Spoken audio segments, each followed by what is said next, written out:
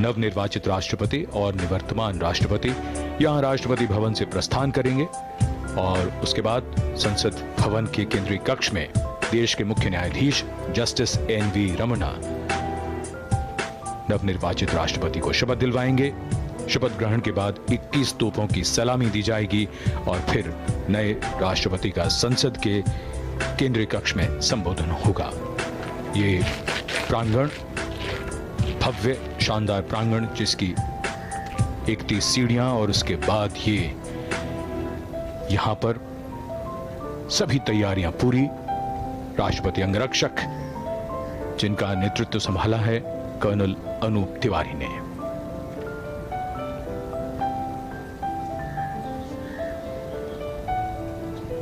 The President's bodyguard,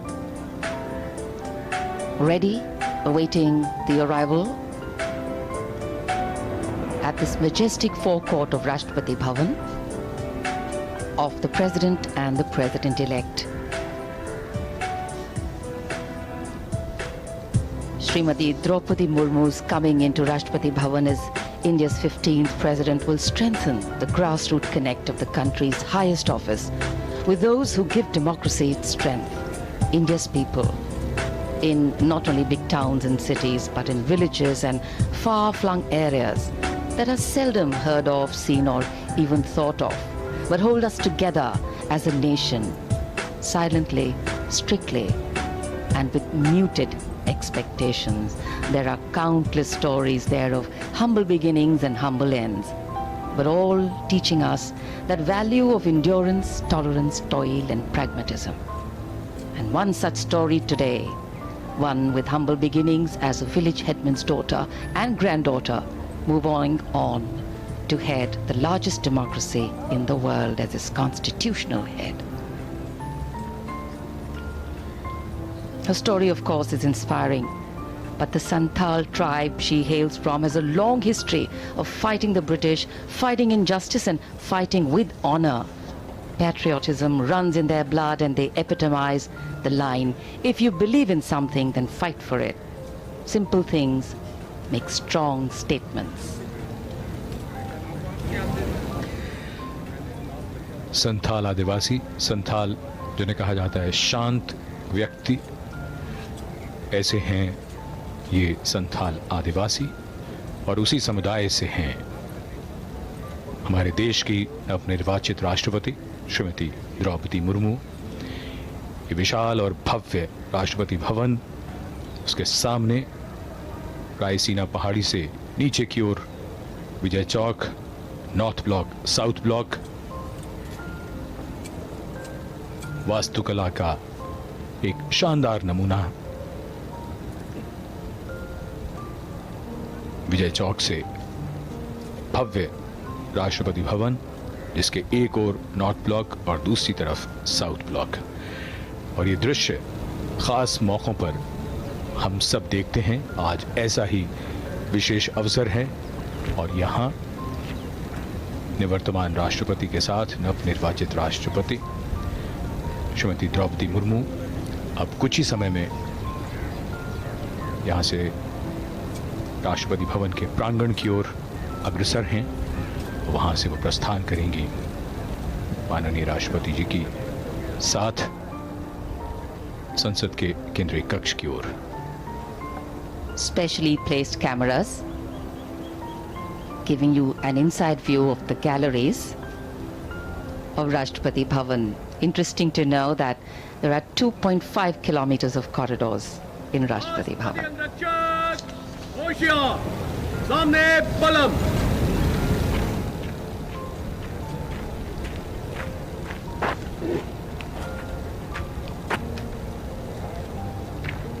In architecture, material influences the expression royal, regal, splendid without being overbearing or overwhelming. The sandstone pink and cream combination used gives a feeling of space and dimension, new meaning. Beautifully synced together, keeping Delhi's climate in mind. We are very blessed to have a lovely light breeze blowing here in the national capital. राष्ट्रपति अग्रक्षक सलामी देगा, general salute. Salute मध्य break.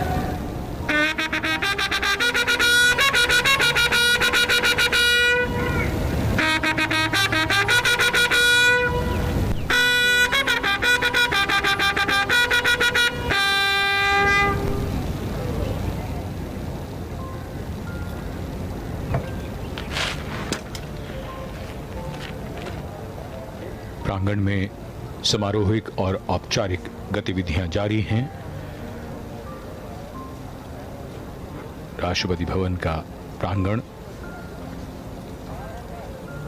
Rashtrapati Bhavan में कुल 227 खंबे हैं और इसका प्रांगण अंग्रेजी के अक्षर टी के आकार का है। मुख्य द्वार से भीतर तक दोनों ओर हरियाली और नहर है, फव्वारे हैं और यहां प्रांगण की लाल बजरी कालीन की तरह चमकती हुई लगती है।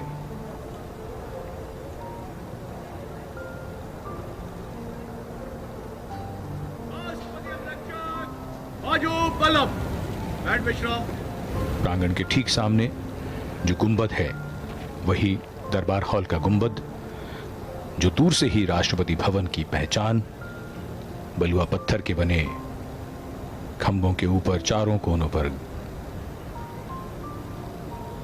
घंटियों को उकेरा गया है और भव्य और शानदार इमारत राष्ट्रपति भवन, देश के प्रथम नागरिक का आधिकारिक निवास। The work of democracy is hard, the progress of democracy is uneven, and the only path of democracy is through inclusion. Today we walk the talk of inclusion, diversity and possibilities. As Srimati DRAUPADI Murmu will take oath as India's 15th President.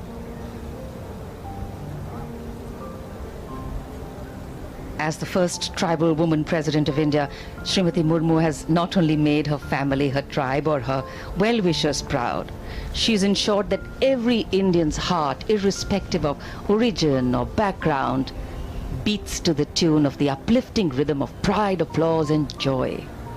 We belong to a country that breaks stereotypes, that raises eyebrows in surprise, and that believes in raising the bar for innovating, adapting and coping.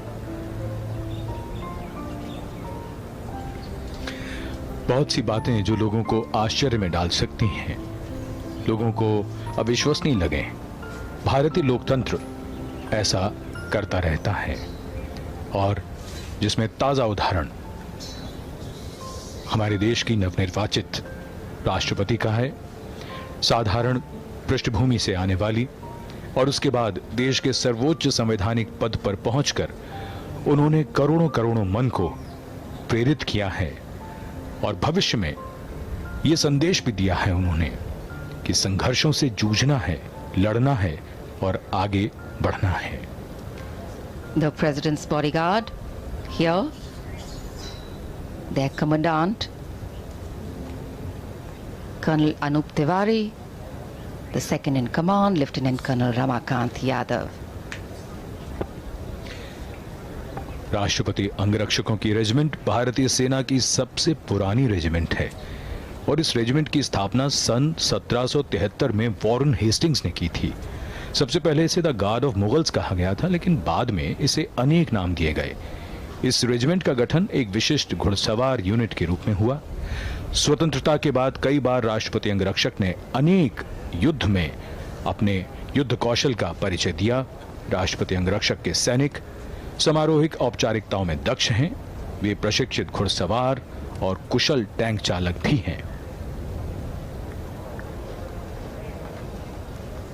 The President's bodyguard on magnificent dark bay and bay-colored mounts.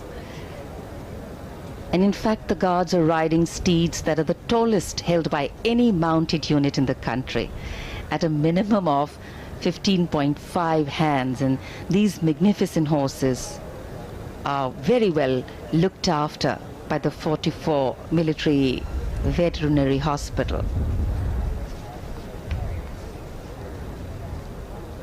A unique, distinct regiment. The personnel are handpicked, all of them at least 6 feet tall. And of course, besides performing ceremonial duties for the president, the officers and men of the bodyguards are trained horsemen, paratroopers and tanksmen. Chushul in 1962, in the Western Theatre in 1965, and in Operation Pavan in Sri Lanka in 1988. They've all seen action there.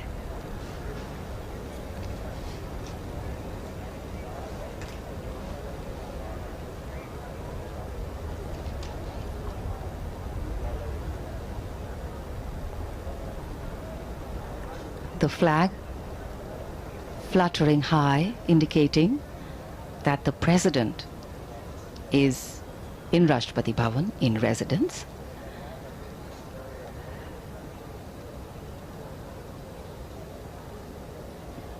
Equality, freedom, justice, pluralism, tolerance, respect, participation.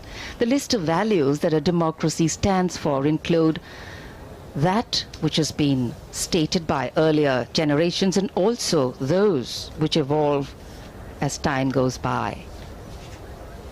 To keep up with the times, to yet bring in tradition so that the past and the future are connected by the present.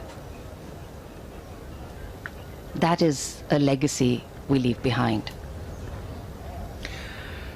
नवनिर्वाचित राष्ट्रपति का जीवन महिलाओं और बालिकाओं के लिए बड़ी प्रेरणा है। ज्यादातर समाजों में हमने देखा है कि लिंग भेद होता है, बेटा बेटी में भेद किया जाता है और ऐसे में बालिकाओं के सामने, महिलाओं के सामने संघर्ष और भी ज्यादा कठिन हो जाता है। पिछले कुछ वर्षों में सरकार ने बालिका विकास के लिए कई कदम उठाए हैं, जिनमें बेटियों को बचाने के लिए बेटियों को बचाओ और इसी के साथ बेटी बचाओ बेटी पढ़ाओ, सुकन्या समृद्धि योजना, सीबीएसई की उड़ान योजना, लड़कियों के लिए मुफ्त या राज सहायता प्राप्त शिक्षा, कॉलेजों और विश्वविद्यालयों में महिलाओं के लिए आरक्षण, माध्यमिक शिक्षा के लिए लड़कियों को प्रेरित करने की राष्ट्रीय योजना। इसके साथ साथ जो सबसे महत्वपूर्ण बात आ जाती है वो ये कि जितने भी अवसर हैं उसमें कहीं कोई भेदभाव ना हो, समानता हो, लड़कों के बराबर उन्हें भी आगे बढ़ने के वो सभी अवसर प्राप्त हों और ये सुनिश्चित हो घर से। वो समाज जब भेद नहीं करता, जब बेटा और बेटी समान हैं, तब वो समाज पूरी तरह से विकसित होता है, विकास करता है। ये ऐसी कहानियां हैं जो प्रेरणादायी हैं और जिनकी मिसालें आने वाली पीढ़ियां भी देंगी।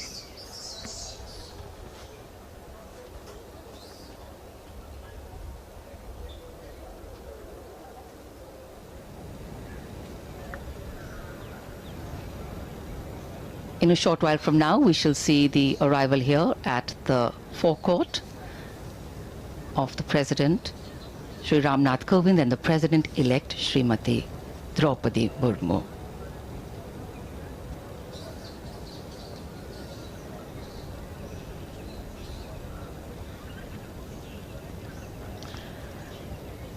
As the constitutional head of the country, the President is de facto also the first citizen of India, playing a significant role of the head of state of India.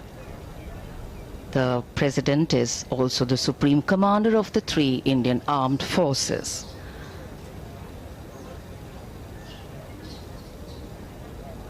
It is laid down in our Constitution that the President has the responsibility and the authority to accord with, to defend and protect the Constitution and its rule of law. The Constitution, which is the basis of our democracy. The Constitution, which shows us the way whenever we tend to get lost. The Constitution, which ensures the values of dignity for all, equality, equity, brotherhood, fraternity, and justice.